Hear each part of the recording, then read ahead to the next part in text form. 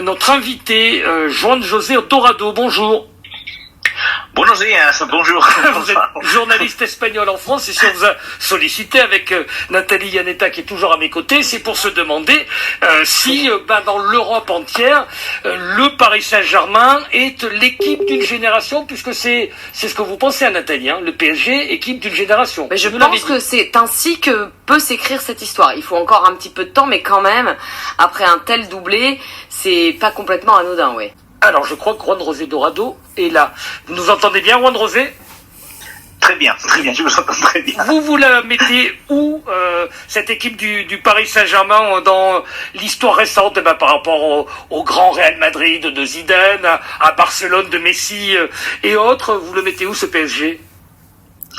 Aujourd'hui, elle est parmi les 5 meilleures équipes d'Europe de ces dernières années, bien sûr, parce qu'elle vient de gagner sa 12e Champions League consécutive, parce qu'il n'y a pas si longtemps, elle l'avait joué déjà. Rappelons-nous cette finale four où elle avait perdu face au Bayern. Donc, en très peu d'années, elle a joué quand même 3 finales de la Champions League. Maintenant, il va falloir étoffer ce palmarès qui vient de s'enrichir assez rapidement. Et donc, elle est parmi avec le Real, le Real qui était quand même le tenant du titre en 2024. C'est le PSG qui l'a remplacé dans le ranking. Donc le Real, le Bayern, bien évidemment, Manchester City, c'est des grosses équipes. Il n'est pas facile de gagner une Champions League. C'est pour ça que ce que vient de faire le PSG est quand même assez important et il faut le souligner. Gagner déjà une Champions League, c'est compliqué. Beaucoup d'équipes ont mis énormément du temps, ils n'ont pas encore gagné. Et 2 fois des suites en si peu de temps. Voilà, donc effectivement 2 fois des suites, c'est quand même assez énorme. Donc elle est parmi les 5 grosses équipes européennes qui ont marqué, qui vont certainement marquer les prochaines années du football européen. Ça veut dire que désormais pour vous, parce qu'il y a eu à l'étranger, alors en Espagne, et pour vous, Juan José Dorado, personnellement, depuis des années, il y a hésitation. Le PSG, est-ce que c'est un grand d'Europe ou pas un grand d'Europe ? Ils gagneront pas tous les ans la Coupe d'Europe, la Ligue des Champions. C'est une évidence. Mais ce statut-là, il est acquis désormais pour vous ? Mais je pense qu'ils sont vraiment... il est acquis. La réalité, c'est qu'il est acquis. Encore une fois, c'est sa 3e finale de Champions League en très peu d'années. Donc, il faut reconnaître qu'ils sont là. Ils ont fait des demi-finales avant, des quarts de finale. Donc, c'est une équipe qui s'est construite petit à petit. C'est vrai que on a beaucoup attendu de ce PSG avec l'arrivée des Messi, Neymar et autres grands noms du football. Et ça n'a pas marché. Mais aujourd'hui, je pense que la mentalité du PSG en tant qu'institution a vraiment changé depuis l'arrivée de Luis Enrique, avec aussi un changement des mentalités de la direction du PSG. C'est fondamental. C'est fondamental. Ça, c'est fondamental parce que...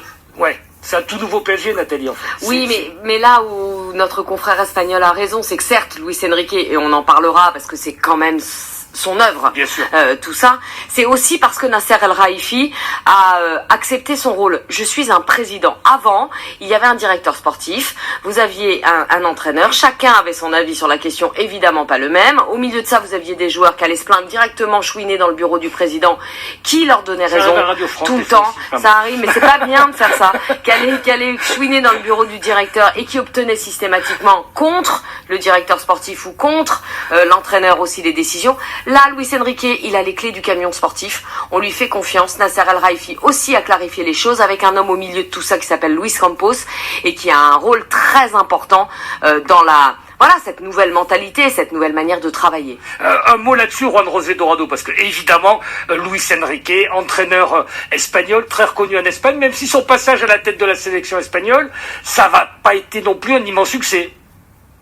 Non, ça n'a pas été un énorme succès. Il faut rappeler qu'il est arrivé après un mondial 2018 en Russie où l'Espagne s'est retrouvée sans son sélectionneur quelques jours avant le début du mondial. Il est arrivé, c'est quelqu'un qui a été très controversé pour la presse espagnole parce qu'il a eu des très mauvaises relations avec la presse espagnole tout au long de son passage du côté. Il n'aime pas les journalistes, même pas les Français, rassurez-vous. C'est pas son truc, la presse.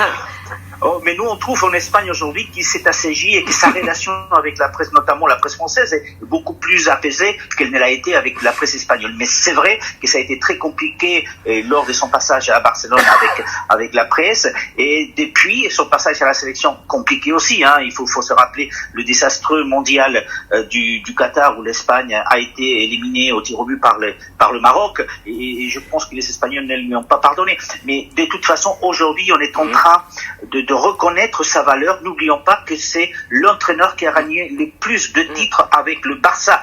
Il a gagné plus de titres avec le Barça que même Guardiola. Donc, pour vous dire à quel point son passage à Barcelone a marqué le football espagnol. Mais n'oublions pas non plus que notre ami Luis Enrique est de l'école des Guardiola, puisqu'ils ont été ensemble au Barça. Et c'est Luis Enrique qui a remplacé Guardiola quand celui-ci a pris les rênes du FC Barcelone.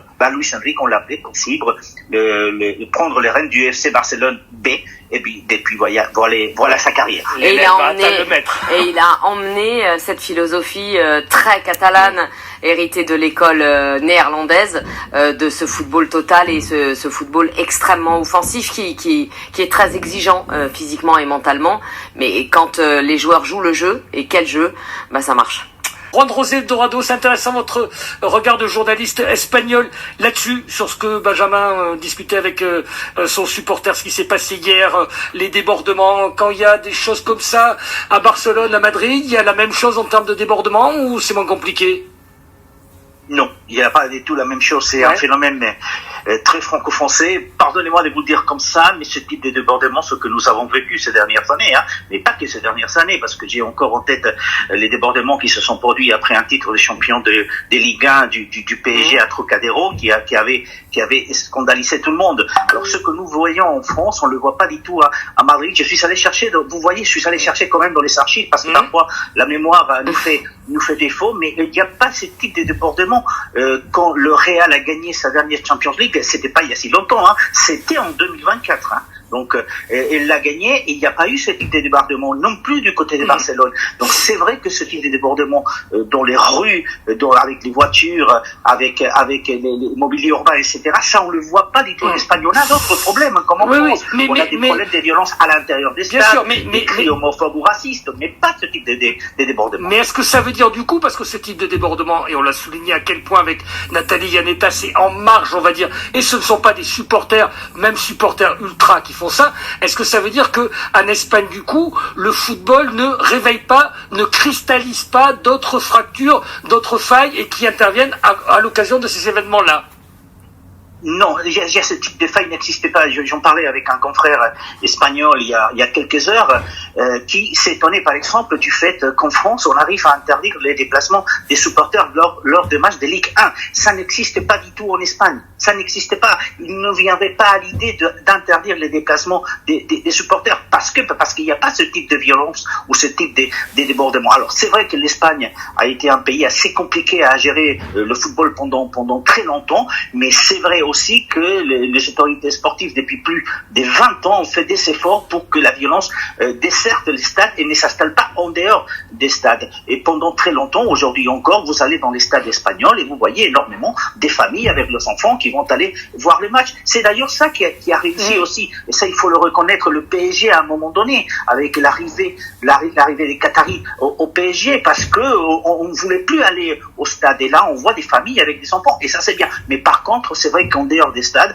il y a un problème qui est peut-être sociétal en France, qu'il faut aussi trouver une solution. Mais ce type de problème et de débordement n'existait pas à ce niveau, heureusement, en Espagne et dans beaucoup d'autres pays européens. Oui, c'est ça, il y a quasiment une spécificité française. Elle est totalement française. Elle est totalement française. Pourtant, il l'a dit, Juan José, il y a des problèmes dans des stades espagnols avec le racisme, l'homophobie. C'est le cas en Italie aussi. On entend des chants insupportables. Mais c'est vrai qu'à l'extérieur, à part des groupuscules hooligans qui s'organisent et qui se donnent rendez-vous parfois loin du stade d'ailleurs et loin de chez eux, ces phénomènes-là, ils ont été éradiqués. éradiquer, mais c'est très intéressant de mettre avec le parallèle du fait que en France, on est quand même le seul pays où les supporters peuvent pas se déplacer.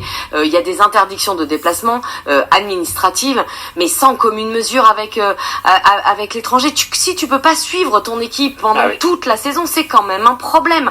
Et ça, c'est le problème des clubs, pour le coup, qui ont délégué ça depuis des années au ministère de l'Intérieur. Un préfet, vous savez quoi, il a autre chose à faire que le week-end déployer des forces de l'ordre, donc c'est clair et net, il l'interdit. C'est souvent ce genre de décisions qui sont faites. Et ça participe aussi de ce manque de culture club, de ce manque de culture foot. Et le Paris Saint-Germain a réussi, bon an mal an, à contourner tout ça en ce qu'on se disait tout à l'heure, du plan Le Prou à l'arrivée des Qataris. On a exclu les supporters les plus dangereux et violents, et on essaye maintenant de ramener un public assez familial. Et globalement, dans le stade, au Parc des Princes, ça se passe extrêmement bien. On va remercier Nathalie Juan-José Dorado. Merci beaucoup de nous avoir accompagnés. On va se faire un petit plaisir. Vous pouvez rester pour l'écouter. Juan-José, comme tous les auditeurs, vous savez qu'on est quasiment la radio officielle des supporters du PSG depuis hier, Nathalie.